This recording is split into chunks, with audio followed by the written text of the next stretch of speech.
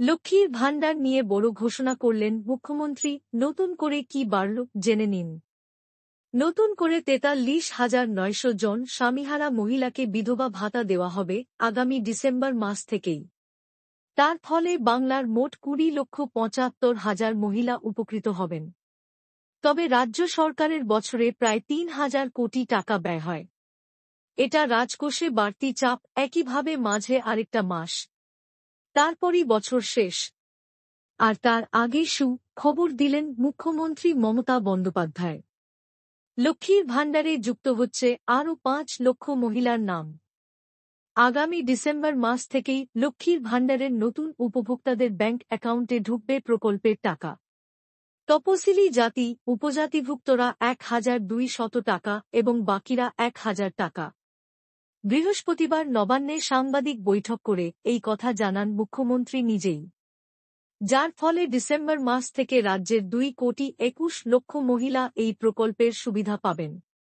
সুতরাং রাজ্যের আরও ৫,৭০,০০০ মহিলা লক্ষ্মীর ভাণ্ডার প্রকল্পের টাকা পাবেন। এদিকে নবান্নে প্রশাসনিক বৈঠক করেন মুখ্যমন্ত্রী।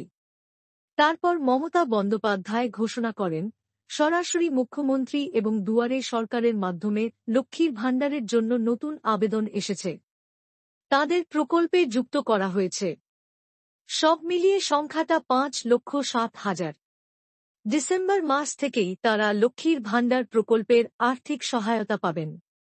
এই সহায়তা দিতে রাজ্য সরকারের বাড়তি খরচ হবে ৫৪,০০০ কোটি টাকার বেশি। সুতরাং সব মিলিয়ে লক্ষ্মীর ভাণ্ডার প্রকল্পের মোট উপভোক্তা তালিকা গিয়ে দাঁড়াচ্ছে ২,২১,০০,০০০। তার জন্য ৬২৫,২০,০০,০০০ টাকা এই খাতে খরচ হবে রাজ্য সরকারের। অন্যদিকে লক্ষ্মীর ভাণ্ডার প্রকল্পে এতদিন ৪৮,৪৯০ কোটি টাকা অনুদান দেওয়া হয়েছে। এবার থেকে সেটা বৃদ্ধি পেল প্রায় ৫৫,০০০ কোটি টাকা।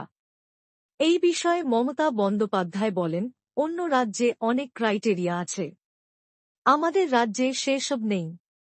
একটা পরিবারের ৪ জন মহিলা থাকলেও ৪ জনেই লক্ষ্মীর ভাণ্ডার পাবেন। রাজ্যের সব মেয়েরা এই প্রকল্পের সুবিধা পায়। এটাই আমাদের গর্ব। আমি তার জন্য গর্ববোধ করি। বাংলায় প্রথম লক্ষ্মীর ভাণ্ডার প্রকল্প চালু করেছিল। এখন বাংলা অন্য রাজ্যের কাছে মডেল হয়ে গিয়েছে। এছাড়া নতুন করে ৪৩,৯০০ জন স্বামীহারা মহিলাকে বিধবা ভাতা দেওয়া হবে আগামী ডিসেম্বর মাস থেকেই। তার ফলে বাংলার মোট ২০,৭৫,০০০ মহিলা উপকৃত হবেন। তবে রাজ্য সরকারের বছরে প্রায় ৩,০০০ কোটি টাকা ব্যয় হয়।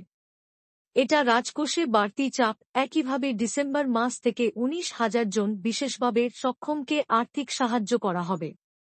লক্ষ্মীর ভাণ্ডারের নির্দিষ্ট বয়সসীমা পেরোলেই সেই সব উপভোক্তাদের বার্ধক্য ভাতা প্রকল্পে যুক্ত করা হবে। তার জন্য আলাদা কোনো আবেদন করার দরকার নেই।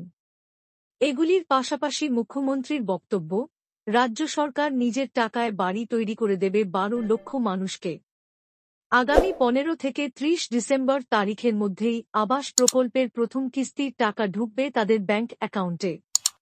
আর বাকি থাকবে ২৮ লক্ষ উপভোক্তা। তাদেরও পর পর দেওয়া হবে কিস্তির টাকা।